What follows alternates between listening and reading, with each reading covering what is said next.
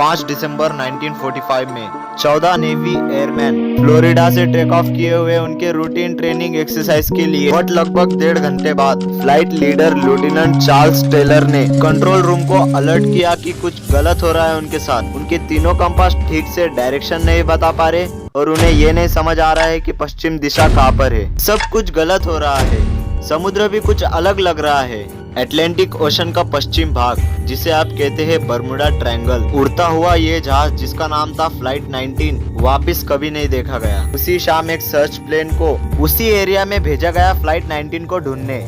लेकिन कहानी में ट्विस्ट, बट लगभग 27 मिनट के बाद वो सर्च प्लेन और उसमें मौजूद 13 लोग भी गायब हो गए। ऐसे अजीब इंसिडेंट सबसे पहले रिपोर्ट किए गए थे बाय क्रिस्टोफर कोलंबस 1492 में, जब वो अपने ग्रुप के साथ कॉन्टिनेंट अमेरिका को जा रहे थे। उनके लॉग में उन्होंने बताया कि समुद्र में उन्होंने बहुत सारे लाइट्स को देखा और समुद्र सुनसान पड़ा हुआ था और उनका कंपास भी काम नहीं कर रहा था। इस वजह से शिप में मौजूद पूरा ग्रुप घबरा गया। फ्लोरिडा, बर्मुडा और पोर्टो रिको के बीच में जो ट्रायंगल बना हुआ है उसे ही बर्मुडा ट्रायंगल कहते हैं। बर्मुडा ट्रायंगल ये नाम पहली बार कहा ऑथर विंसेंट कैरिस ने मिस्टीरियस घटनाओं को एक्सप्लोर करने के लिए। उन्होंने 1945 में हुए फ्लाइट 19 के बारे में मेंशन किया था और साथ में 1918 में हुए यूएसएस साइक्लोप के गुम होने के बारे में भी। उसमें 603 लोग मारे गए थे।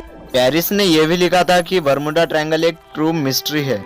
यूएस नेवी, एयरफोर्स और कोस्ट गार्ड भी ये एक्सेप्ट करती है कि उनके भी होश उड़े हुए हैं। 19th सेंचुरी में ही 1000 शिप्स एंड प्लेन्स गायब हो गए इस खतरनाक बर्मुडा ट्रायंगल के अंदर और इनके गायब होने का कभी कुछ सबूत सामने नहीं आया। तो ये सारी चीजें आपको बहुत रहस्यमय लग रहे होंगे। कुछ लोगों का यह मानना है कि ये एलियंस ने किया है और कुछ लोगों का मानना है कि एलियंस उनका अपहरण कर रहे हैं और मिनिमम लोग ये बिलीव करते हैं कि ये रास्ता एक दूसरी दुनिया का रास्ता है। ये सारी बातें जब ही हाईलाइट हुई थी जब हेलेन हॉस्टन को एक भटकी हुई नाव मिली अटलांटिक ओशन में। उन्होंने उस नाव को अपने साथ ले जाने की सोची। उसके लिए ग्रुप में मौजूद कुछ मेंबर्स उस नाव के अंदर गए और उसे चलाने की कोशिश की, बट इस सफर के बीच में ही दोनों जहाज एक दूसरे से अलग हो गए और जब वो दोनों जहाज मिले तब उस पर एक भी इंसान नहीं था। तो ये थे कुछ ऐसे एग्जांपल्स जो बर्मुडा पर से गायब हो चुके थे। बहुत से इंसिडेंट में हमें ये मालूम नहीं कि ये सब कैसे हुआ और शिप्स और प्लेन गायब कैसे हो गए। क्योंकि हमें इसका जवाब नहीं मालूम तो इसका मतलब ये नहीं कि हम साइंटिफिकली नहीं देख सकते।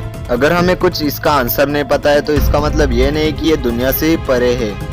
तो काफी रिसर्चर्स ने इसके ऊपर काम किया और कुछ एविडेंसेस निकाले। बर्मुडा ट्रायंगल कोई रहस्य नहीं, क्योंकि कुछ थ्योरीज ने और कुछ ऑथर्स ने इसे रहस्यमय बनाने की कोशिश की है। इस एरिया की कहानी को कुछ ऑथर्स ने बहुत बड़ा चढ़ाकर बताया है, इसीलिए सब लोग यही कहते हैं कि ये बर्मुडा ट्रायंगल एक रहस्यमय स्टोरी है। तो इसीलिए ये जानकारी इस रूप में फैली है। तो अब हम इस बारे में विज्ञान की ओर से जानेंगे। ऑथर जेन कोजार ये बिलीव करते थे कि उस एरिया में कुछ इलेक्ट्रोमैग्नेटिक एनोमलीज है जिसके कारण मैग्नेटिक कंपास ब्रेक डाउन हो जाते हैं और लोग भटक जाते हैं। इससे एक टाइप का इलेक्ट्रॉनिक फॉग भी क्रिएट होता है जो प्लेन्स के साथ चलता रहता है और उससे पूरा ढक लेता है। उनका कहना ये था कि जहाज कोहरे में नहीं यानी कि फॉग में नहीं बल्कि फॉग जहाज के साथ चल रहा है। मेजॉरिटी ऑफ एक्सीडेंट हुए सकते हैं बिकॉज ऑफ ह्यूमन एरर और उस एरिया के कुछ अजीब नेचुरल फीचर्स की वजह से, जैसे कि एक गल्फ स्ट्रीम एक अटलांटिक ओशन में नदी की तरह एंटर करता है विथ फुल फोर्स और इसकी वजह से जो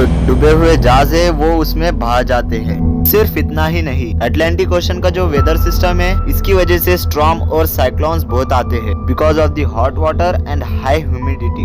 और ये जो एरिया है वो बर्मुडा ट्रायंगल के अंदर ही आता है। अटलांटिक ओशन का सबसे बड़ा trench the Puerto Rico trench भी बर्मुडा ट्रायंगल के अंदर ही आता है। ये ट्रेंच बेसिकली बड़ा होल है ऑन द सी फ्लोर। इस सी फ्लोर की गहराई है अराउंड 28,773 फीट, जिससे ये पता चलता है कि अगर कोई प्लेन या शिप डिस्ट्रॉय होकर नीचे गिर गया तो वो इतनी गहराई तक जाएगा उसका पता भी नहीं चलेगा। यूएस गवर्नमेंट के लिए बर्मुडा ट्रायंगल जैसी चीज एग्जिस्ट ही नहीं करती। यूएस कोस्ट गार्ड का कहना है कि इस जगह पर तो व्यापारी शिप्स का तो आना जाना हमेशा ही लगा रहता है। तो इससे तो यही पता चलता है कि बर्मुडा जैसी कुछ चीज ही नहीं है। और इन सब के अलावा जो बर्मुडा ट्रायंगल पर जमीन के हिस्से हैं और जो लोग वहाँ रह रहे हैं और उन लोगों को और उस शहर को किसी भी तरह का नुकसान नहीं पहुँचा है। तो इस जानकारी से हमें ये पता चलता है कि समुद्र बहुत विशाल है। हम आज काफी आधुनिक जरूर हो गए हैं ट्रैकिंग टेक्नोलॉजी में, पर फिर भी हमारी पृथ्वी इतनी बड़ी है कि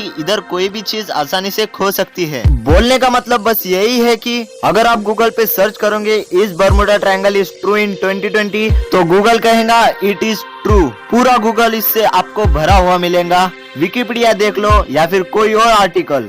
अगर आपने अभी तक हमारे इस चैनल को सब्सक्राइब नहीं किया हो तो जल्दी सब्सक्राइब कर ले और साथ में बेल आइकन का बटन दबा ले ताकि आपको आने वाली हमारी वीडियो की फर्स्ट नोटिफिकेशन अपलोड करते हुए तुरंत मिल जाए। सोचो मत यार, कर दो सब्सक्राइब और बन जाओ हमारे ग्रुप के मेंबर, क्योंकि ऐसे इंटरेस्टिंग और मिस्टीरियस वीडियोस में लाता रहता हूँ आपके लिए। आपको आगे चलकर मजा आएगा।